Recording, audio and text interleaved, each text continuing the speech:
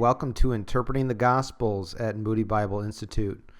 I'm your instructor, David Wankel, and today we're going to talk about comparing the Gospels with Logos Bible Software 6.0. The first thing that we're going to do is look at our assignment as indicated in our PDF file here on the screen. And we can see from this assignment that we have several options to choose from. What we're going to do for our example in this video is select the first choice. We're going to look at Luke 4:16 through 32 and compare it with Matthew 13:54 through 58 and Mark 6:1 through 6. So the next thing that I'm going to do is open up my Logos Bible software. Now that my Logos Bible software is open, I find myself at the home page. So the next thing that we're going to do is first choose the upper left-hand corner and click on our library. Once our cursor is blinking, we can type in the Bible version that we would like to use.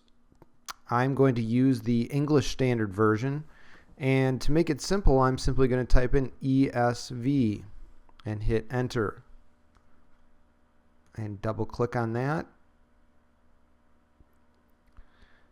Now I only see one tab of the ESV, and I want to look at 3 Bible versions at once so I can make an easy comparison chart. So what I'm going to do in my next step, so now I'm going to simply right click on my current tab and say open a copy. And then I'm going to do that once more. Open a copy. And now if I go back to my layouts, all 3 of those should be in a column format, which is what we want. So in the first passage, I am going to choose, based on our assignment, Luke 4:16 through 32. So I'm going to type that in. Luke 4:16, and here we see that we're talking about Jesus being rejected at Nazareth. The next passage for comparison is Matthew 13:54 through 38. Matthew 13:54. Now notice when I'm typing it in, I didn't have to type in the full word Matthew. I just typed in M-A-T-T, and the computer automatically knew what to do. So there's the Matthew passage. And we're also going to look at Mark 6:1 through 6. So let's type in Mark 6:1. So now I have in front of me all 3 passages that are to be used in my assignment. And the next step that I would like you to do is to save your work. So what we're going to do is we're going to go up to Layouts, and we're going to say Save as a named layout.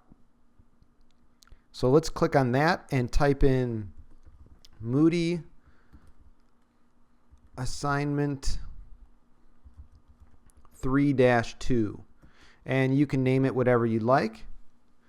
What that allows us to do is to come back and open up this layout in the future by simply going up to Layouts and selecting Moody Assignment 3.2. So we've effectively saved our work, we've saved our layout so that we can easily come back to this assignment later on. So the next thing that I would like to show you is the highlighter tool. So what we're going to do is we're going to click up on Tools, Highlighting, which is going to bring up a little panel here on the side. So you can see that I've already made some selections and highlights across these Bible passages. So you can see that what I've done is I was looking at where Jesus went. And in Matthew and Mark, it says that Jesus went to his hometown, which I highlighted in blue. But in Luke, it says that it explicitly states that he went to Nazareth. So let me show you how this is done. So here you might want to highlight references to the Sabbath or synagogue. Let's do synagogue. So let's highlight the word synagogue, and then over here, let's choose yellow. All right. And then let's come over to Matthew and choose the yellow highlighter once again. And now in Mark, I'm going to select synagogue and then choose yellow. So now, very quickly, I can have my eyes run across the text and notice things that are similar and things that are different. So you can use this in your assignment to highlight the similarities and differences between the Synoptic Gospels. Now, this could also be a step in doing redaction criticism, where we are noticing the differences. For example, we had observed that Luke states that Jesus went to Nazareth, while Matthew and Mark state that Jesus went to his hometown. So if you were doing redaction criticism on this passage, what you would want to do is ask the question, why is Luke different than Matthew and Mark? And you can see how the highlighting tools would really give you an advantage in accomplishing that assignment. Okay, well, let's close the highlighting panel by clicking on the X right there. The next thing that I want to do is to show you how to look up some further information on these key words and key terms that you're seeing in the text. So what I'm going to do is I'm going to select the word synagogue here, and I'm going to right-click on it with my mouse. Now what that does is bring up this little window, and what I'm going to do is select the fact book. Oh, it looks like I accidentally double-clicked it and the Bible dictionary came up right away.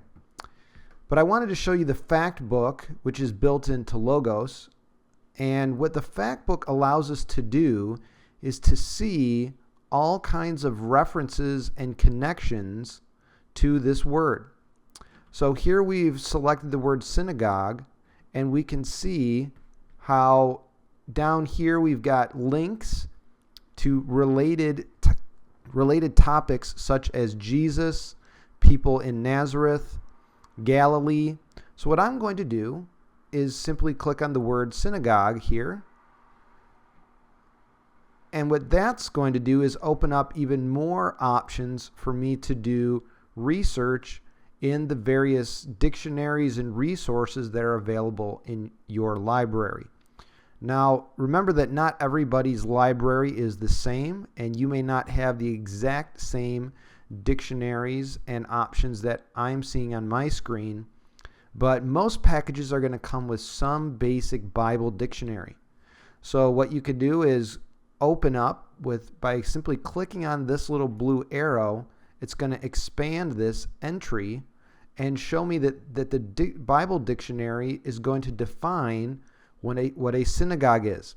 So that might be really helpful in creating some Bible background commentary and Bible background research, either for your assignments or for ministry purposes. So what we could do is click on that, and it's going to bring up the New Bible Dictionary here in this pane, and you can read and scroll down through the contents here. Now, the last step that I want to show you is really important for citing your work in your paper. Now, what I want you to do is notice this I for information in the upper right-hand corner of this panel. This I will take you to resource information. So I'm going to click on that. And here is where I find the bibliographic information. It shows me exactly how to cite it depending on what style we're using. Here at Moody Bible Institute, we use the Chicago style for our master's level, so I'm going to choose Chicago Manual of Style. So here I see the citation for the New Bible Dictionary, 3rd ed edition, in the Chicago Manual of Style, and you can simply click on copy.